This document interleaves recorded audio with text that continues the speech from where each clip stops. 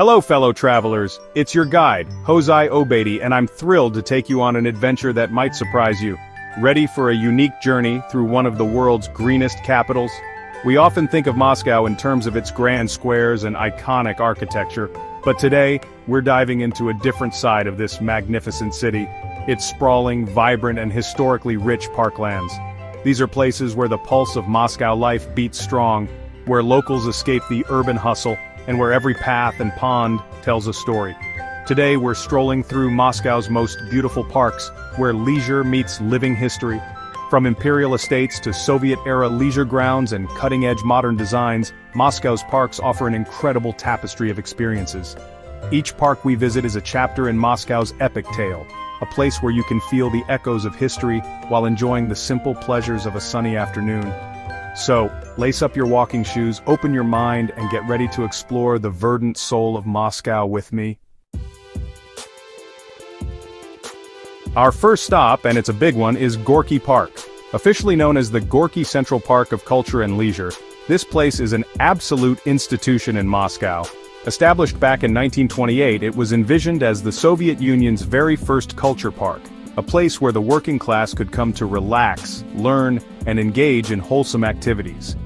It's named after Maxim Gorky, a celebrated writer and a prominent figure in the early Soviet literary scene. As you approach Gorky Park, the first thing that often strikes you is its magnificent Stalinist-style grand entrance arch. It's imposing, a real statement piece, welcoming you into a world that feels both historic and incredibly vibrant. Stepping through it, you immediately sense the scale of this place.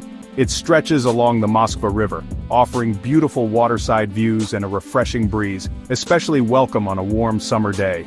It's more than just a park, it's a sprawling recreational complex. One of the park's most iconic features, especially in winter, is its enormous ice skating rink. When the temperatures drop, a significant portion of the park's pathways and even some of its ponds are transformed into a glittering wonderland of ice. Muscovites of all ages flock here, bundled up in their winter gear, gliding gracefully or sometimes not so gracefully, but always with a sense of joy. It's a quintessential Moscow winter experience, and the atmosphere is absolutely electric, with music playing and lights twinkling. But Gorky Park isn't just a winter destination. In the warmer months, it truly comes alive. You can rent boats and paddle around the central lake, a serene oasis perfect for a leisurely afternoon. Imagine drifting along surrounded by lush greenery, with the sounds of the city fading into a gentle murmur. There are also dedicated areas for various sports, from volleyball courts to skateboarding ramps, ensuring there's something for every active visitor. The Garage Museum of Contemporary Art, located within the park, is a major draw, showcasing cutting-edge Russian and international art. The park's design itself is a fascinating blend of formal gardens and more naturalistic landscapes.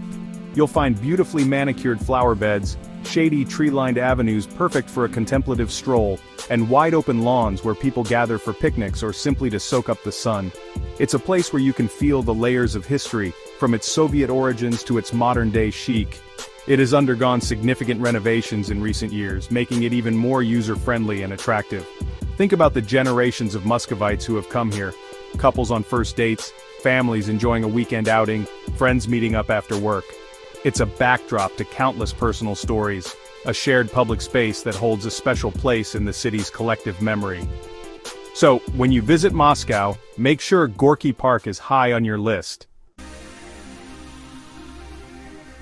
Next up on our Moscow Park tour, we're leaping forward in time, at least in terms of design philosophy, to Zaryadye Park. This is a relatively new kid on the block, having opened in 2017, but it has quickly become one of Moscow's most talked about and innovative public spaces.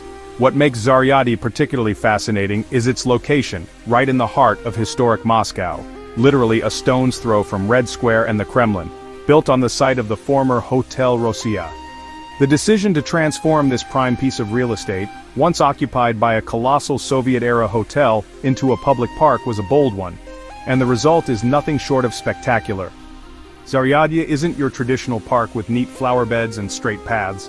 Instead, it's a stunning example of wild urbanism, designed to recreate Russia's diverse natural landscapes, tundra, steppe, forest, and wetlands, all within the city center.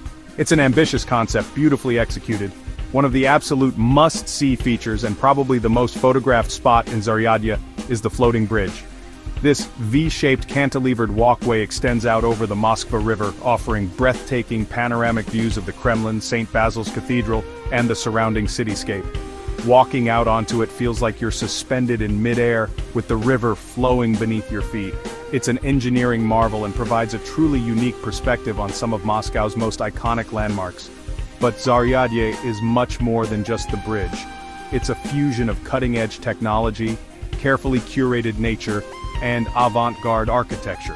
Beneath the undulating landscaped hills, there are hidden pavilions housing various attractions. There's an ice cave, where the temperature is kept below freezing year-round, offering a frosty escape even in summer. There's also a concert hall with incredible acoustics and a soaring media complex that offers a virtual flight over Russia. This park truly symbolizes modern Russia's ambitions.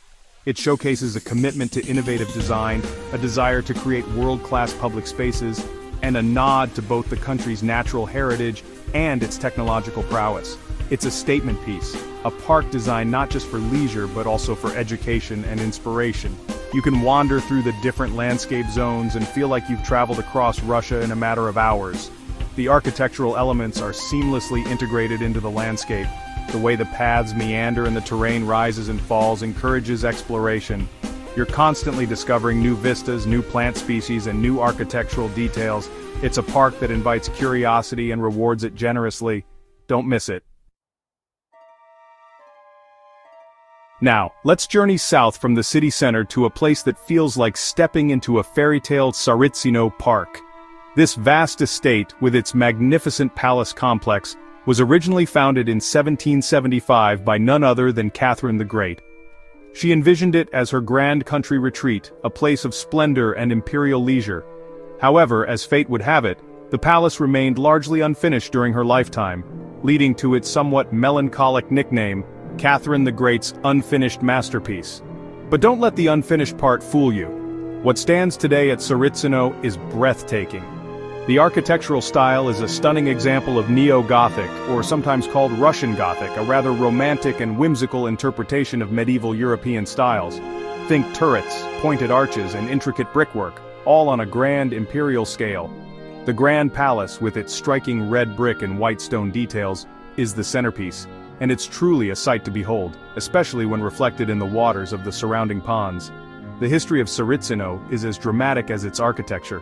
After Catherine's initial disapproval of the original architect Vasily Bajanov's work, she commissioned Matvey Kazakov to redesign and rebuild parts of it. Political intrigues and changing imperial favors meant the project languished for decades, falling into disrepair after the Napoleonic Wars.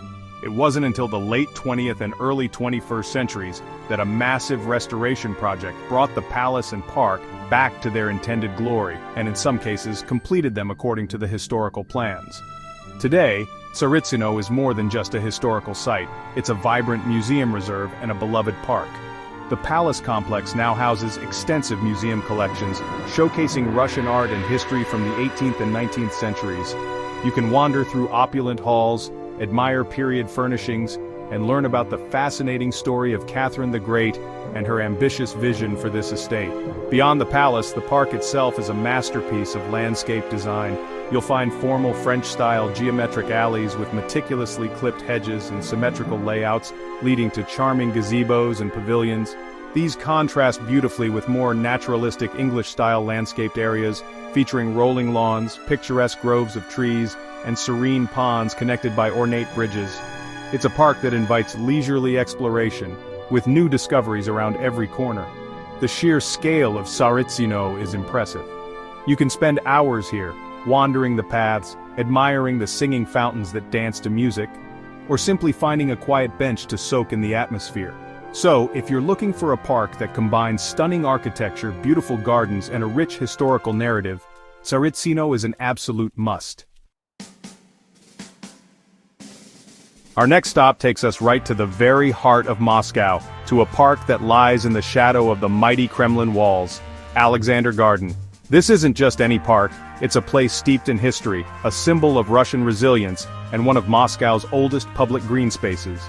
Created in 1821, its very existence is a celebration, a victory lap in stone and flowers, commemorating Russia's triumph over Napoleon's invading army. Alexander Garden is actually a series of 3 distinct gardens, upper, middle, and lower, stretching along the Kremlin's formidable red brick fortifications. As you stroll through, you're literally walking alongside centuries of Russian history. The proximity to the Kremlin gives the garden a unique gravitas. It's a place where the past feels incredibly present, where every monument and every vista tells a story of national significance. One of the most poignant and important sites within Alexander Garden is the Tomb of the Unknown Soldier. Here, an eternal flame burns, a solemn tribute to the Soviet soldiers who lost their lives in World War II, or the Great Patriotic War as it's known in Russia. You'll often see a ceremonial changing of the guard, a very moving and precise ritual performed by the Kremlin regiment. It's a place for quiet reflection, a reminder of the immense sacrifices made for the country. The garden is also home to several other monuments and grottos. The Ruins Grotto, designed by Bove, incorporates actual cannonballs and fragments from buildings destroyed during the French occupation, a tangible link to the events that inspired the garden's creation. There's also an obelisk commemorating the 300th anniversary of the Romanov dynasty, later repurposed by the Soviets to honor revolutionary thinkers. But beyond its historical weight, Alexander Garden is simply a beautiful place to be. In spring, it's particularly magical. The flower beds erupt in a riot of color with vast carpets of tulips unfurling beneath the ancient Kremlin walls.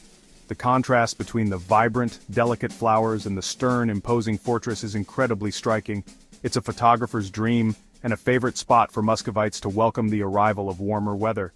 So, when you find yourself near the Kremlin, take the time to wander through Alexander Garden. While Moscow's grand, well-known parks are undeniably spectacular, there's a special joy in venturing a little off the beaten path to discover some of the city's hidden, or perhaps less internationally famous, green gems. These parks offer a different kind of experience, often a deeper dive into local life and unique historical narratives. So, let's explore a few of these treasures, each a world unto itself. First up, let's talk about Sokolniki Park. This place has a history that stretches way back, even before it was a public park. In the 15th and 16th centuries, these lands were the royal hunting grounds, particularly favored for falconry. Sokol means falcon in Russian, hence the name. Imagine czars and their entourages riding through these forests. Today, Sokolniki is a vast, beautifully maintained park offering a huge array of activities, from tranquil wooded areas perfect for a quiet walk to bustling amusement park sections. It's a real favorite among Muscovites for its diverse offerings and its sheer size. Then there's Izmailovsky Park, and when I say large, I mean it. This is one of Europe's largest urban forests, reportedly about 6 times bigger than Hyde Park in London. It's an enormous expanse of woodland, ponds, and recreational facilities. Part of it feels like true wilderness, where you can really escape the city. It also incorporates the Izmailovo estate, another former royal residence with a picturesque island, a beautiful cathedral, and a vibrant, if somewhat kitschy, souvenir market known as the Izmailovo Kremlin, which is an attraction in itself. You could easily spend a whole day or even several exploring Izmailovsky, and we absolutely must mention Kolomenskoye. This former royal estate, perched on the high banks of the Moskva River, is a UNESCO World Heritage Site, and for very good reason. Its centerpiece is the stunning Church of the Ascension, built in 1532 to commemorate the birth of Ivan the Terrible. It's a masterpiece of Russian tent roof architecture. But Kolomenskoye is much more than just one church. It's a sprawling open-air museum with ancient wooden structures, including a reconstructed wooden palace of Tsar Alexei Mikhailovich, and beautiful apple orchards that are a glorious sight in springtime. Each of these parks offers a unique window into different facets of Moscow's history and culture. Sokolniki whispers of royal hunts and Soviet-era leisure. Izmailovsky immerses you in a vast urban forest that feels miles away from the city buzz, while also offering a taste of old Russian architecture and market life. Kolomenskoye transports you back to medieval Muscovy, with its breathtaking churches and historic landscapes. So my advice is, if you have the time, venture beyond the central parks. So, as our park-hopping journey through Moscow comes to a close, I hope you've discovered a side of this incredible city that perhaps you didn't expect. Moscow isn't just Red Square and onion domes, as magnificent as those are. It's a city with a vibrant, beating green heart, a place where nature, history, and modern life intertwine in the most fascinating ways. From the Soviet-era grandeur of Gorky Park, to the futuristic vision of Zaryadya, each park tells a unique story. These green spaces are essential to understanding the soul of Moscow, reflecting its resilience, its capacity for transformation, and the enduring human need for beauty and recreation. Until next time, keep on traveling, and keep exploring the world with an open heart.